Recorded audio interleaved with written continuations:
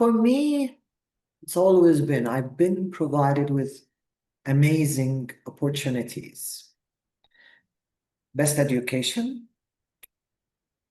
uh, supportive family in a very challenging context, but I was able to use all of that to help the people who were not provided with the same opportunities in our context and beyond.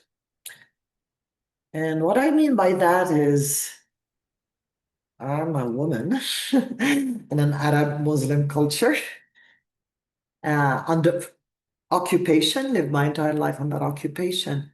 But I'm also somebody who got the chance to study most engineering in the United States of America and come back to serve my people. And got again the opportunity to be with the UN. So development, focus on development and humanitarian. In short, literally being able to uh, use what I was given and give back. It's just, that's what has been my life. Without So, limits, without any limits. It was never been, can I have a different life? Would I be about like going to have the most amazing job with lots of money and peace of mind? Never. Not in my case. what would you say were the origin of those values? I would say literally parents and family, and nobody can tell you other than that. You just don't learn it. You grow from it. And that I guess has been my lucky opportunity growing up in that. And I always wonder, why my parents were like that. How come, how come they were so liberal in their mind and outside the box of the customs and traditions and very giving themselves, very giving themselves, giving about Tell me us more and about, the yeah, tell me more about them. How are they outside the system? You grew up in a very traditional parochial system. So how were they different? What did they do? What did they say to you, even in your childhood? yeah, I guess. But they both also come, I mean, also from traditional families. My father comes from a village, literally. That's where he grew up, and huge extended family. I also think it's the era, it's the time, their parents, but uh, sometimes the misfortune of us as Palestinians forces us to go outside the box, to survive, to be resilient, to to grow, to achieve your own purpose and your own personal dreams. And I guess that's what happened to my parents. They came, they grew up after 1948 to parents who became refugees and, in coming out of that era, after the Nakba, after 1948, I think my parents came from parents who immediately told them what happened to us. We learned that it's not about material belongings. You lose that in a minute. What don't you lose? And you're subjected to an occupation, a displacement, losing your assets, for my extended family, and always being at threat of losing material assets. I guess immaterial assets, your education, your values, your akhlaq, your morality, nobody can take that away from you. So my grandparents invested in the education. My father is a doctor. He was, I guess, working very hard to get the best grades, to get a scholarship, to go and study medicine in Egypt and so on. And my mother, the same, studying very hard, coming from, I guess my grandfather, in her case, was very tough, more of a privileged family since coming from lack of privilege to becoming a politician. So he also instilled in all of us, first, you get your own personal politics straight before you talk about public politics. And I'll never forget what my grandfather used to say. I was still 6 or 7, and he would like put a list of books for me, small books, and then it grew with time. And I had to go back every day. How much you read? I was the first grandchild. So I guess in our case, it was focus on education, on your personal ethics, on your dealings with your community, with your family. You don't lose that. No one can take away that from you. This is something you take to your grave. That's what my grandfather and father used to say. Lana, أهم شيء, most important thing is no one will take that. بدك تتعلمي. You have. So for them to learn, you have to be educated, not just get degrees. You have to understand the world. You have to read. You have to love art. There is beauty in that. Don't look at the ugliness there. Because we lived near the prison where my uncle was in prison. Literally, it was 50 meters away from us. And my grandfather used to say, my uncle was in prison, political prisoner in 1973. So I was 10. And I was like, okay, I want to go and visit him. Then he stayed there 7 years. Over 7 years, you learn a lot about what's important, how you remain resilient, and how you contribute. So that's education and immaterial things. Yes. This.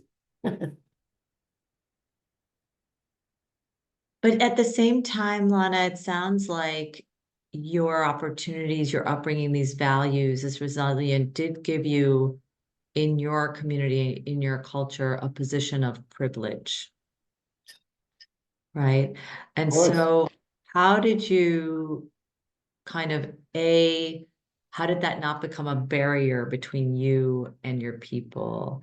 And two, how did that, what you said in terms of being service, where did that sense of being service? In my own case, I have to admit, and I always tell my daughters that I went to public schools, regular public schools, where the minute you walk into that school, privilege means shit. Doesn't mean anything. Of course, you are the daughter of the doctor, surgeon. Your mother is so and so from that family. Yeah, you know our culture and how it is. And I loved that even in those schools, we had uniforms. Everybody looked the same. And my parents, although they became with time more privileged, they were very hardworking. You get a degree, you come back, you gotta start building your own. So I saw them how my father used to work 14 hours a day and comes home, and then we get the call. He still has to go to the hospital because one of the surgeries he needs to. Always like hardworking people. My mother used to be a teacher, but when the Israeli occupation started in 1967, many ethical teachers and value-based teachers went on strike, and that strike stayed on forever because the Israelis wanted to change the curriculum. And so they went on strike, refusing to accept, and immediately became sort of a social activist and a community activist. So I watched all of that. And I guess the best value they taught us all, humbleness. Humbleness. So my parents insisted that our friends cannot be from their circles. That was not allowed. So our friends, me and my three younger brothers, were from the 3 refugee camps that were surrounding, but they were going to the same school like I was, and from the neighborhoods that we initially were living in, and then my dad built the villa and we moved to the neighborhood I hated so much because it was the upscale one, and I wanted to go back to the one where we played football outside and we had like matches and where everybody was, who cares what you wear and what. How old were So you when you moved to when sorry, we one second. moved, How old were you? 13, Okay. when we moved to the new house, it was 13. I was like, no, don't take me out of this. So I guess going to public schools, always ensuring that we are humble, ensuring that our circles were not necessarily from the same family circles or I would say economic, they were welcomed, our friends in our homes. I keep on seeing like people now who remind me how much they dined and had lunches after school at our home and so on. That doesn't go. These become your circles, although there are forces that want to fit you in different, but your parents insist. No, this is how you're gonna grow up, feeling equal to everyone. Economic means me shit. And why is that too? Because we're all occupied here. Same, right? No one is different. Occupation means the same to everybody. Mm. Of course, there are privileges, they want to attack the Western town. Well, they did, they killed my mother, so it's the same. But they want the Western part of town, the upscale, while the Eastern, the old town, and the refugee camps are on the Eastern part. But at the end of the day, we're all the same. So I guess there are also personal traits. You grow up with them. You show that you're from a young age, and either as a young girl you're put down, like in my case I organized all the football matches in our neighborhood from a very young age, and I was like, girls don't play football in our culture, girls don't wear bicycle, don't go on bicycles. I was allowed to do that. So you simply show your parents like, what? You organize a tournament, football tournament? Really? How did you collect the money? Oh, you did this, you did that. Okay. You bought them t-shirts, everybody and you're like, what, 11 years old? So your parents, instead of putting you down, go study, go do this. They're like proud of you. And suddenly you feel like, okay, I doesn't mean anything that you're a young girl in this highly male oriented. For them, you